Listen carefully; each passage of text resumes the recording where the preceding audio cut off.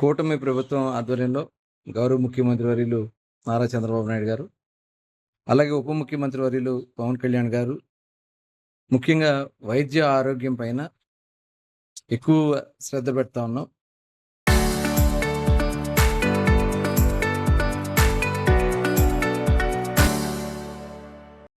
ఎన్టీఆర్ వైద్య సేవల ద్వారా ఈరోజు దాదాపు 1500 రకాలైనటువంటి వ్యాధులకు ఉచితంగా చేపిస్తా ఉన్నాం.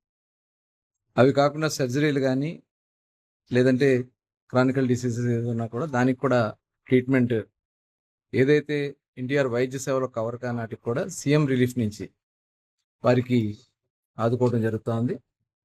ఈరోజు మన 39వ డివిజన్లో చెన్నూరు నాగరాజు గారు మరి లివర్ ట్రాన్స్ప్లాంటేషన్ చేసుకోవడం జరిగింది. దగ్గర ఆయనకి 25 లక్షల రూపాయల వరకు ఖర్చు అయింది.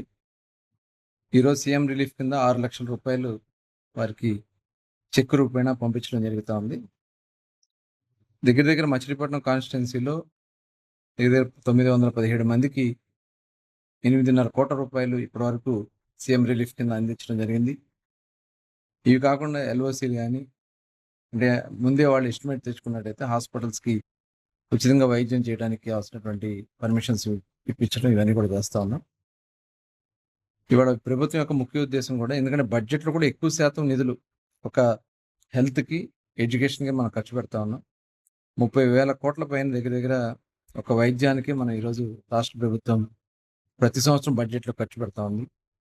మరి ఈరోజు వైద్య ఖర్చులు కూడా పెరిగినటువంటి పరిస్థితుల్లో మరి సామాన్యులకు కూడా చక్కటి వైద్యం అందించాలని మరి నిన్ననే గౌరవ ముఖ్యమంత్రి గారు సంజీవని ప్రోగ్రాం కూడా స్టార్ట్ చేయడం జరిగింది. నాగరాజు గారు చాలా అనారోగ్యంగా ఉండటం వల్ల మరి లివరు మార్పిడి జరిగింది. దాంతో కుటుంబం అంతా కూడా ఆర్థికంగా చాలా కష్టాల్లోకి వెళ్ళిపోయారు. ఈ పరిస్థితిలో సీఎం రిలీఫ్ ఫండ్ పెట్టుకుంటే ఈ రోజున 6 లక్షల రూపాయల చెక్కు మంత్రివర్యులు కొల్లు రవీంద్ర గారు చేతుల మీద ఇవ్వడం జరిగింది.